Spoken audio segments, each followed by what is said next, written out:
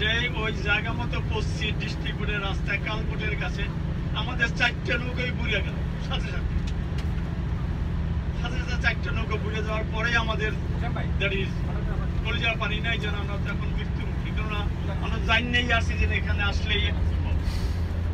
এখানে আসলে বিপদ হবে, এটা আমার জানায়। আরো তো আলহামদুলিল্লাহ আমরা এখন খেলাফত মজলিস লন্ডন শাখার উদ্যোগে শিক্ষা সফরে গিয়েছিলাম।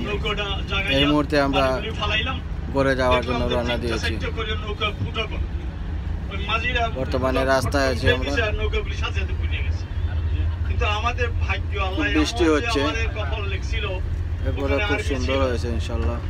আর্মি না থাকলে আমরা নৌকা উঠে আবার কালকোট পার হইয়া চললাম। আমরা এক ভাই তাই যুদ্ধের ছিলেন, যুদ্ধের ঘটনাটি বলছেন কিভাবে উনি যুদ্ধে গিয়েছিলেন। পানি খুব কম, তাহলে কি হবে?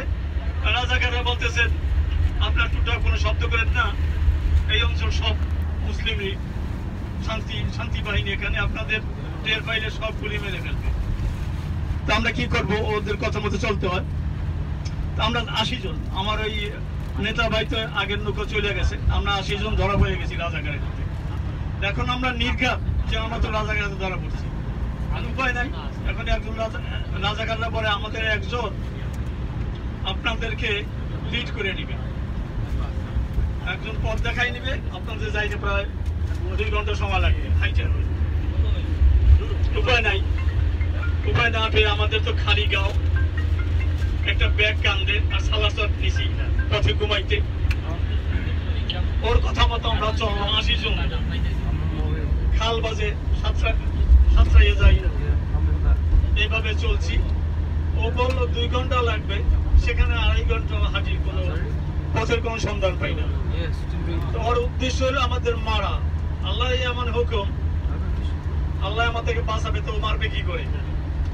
এক জায়গায় যাই একটা বিলের কাছে থামছি, বিলের কাছে থামছি। এখন রাজাকে এটা বলে যে আপনাদের বিল পার হইতে হবে সাতরাইয়া। ওর উদ্দেশ্য আমাদের মারা, যেভাবেই মারুক। এখন আমাদের সাথে তো সবাই এখন কান্নাকাটি করতেছে, একজন আর একজনকে দোষারোপ করতেছে। যেমন আমার হুজুর আমাকে বলছেন, সোহরাব সাহেব চলেন আমরা যাব ইসলাম লীগ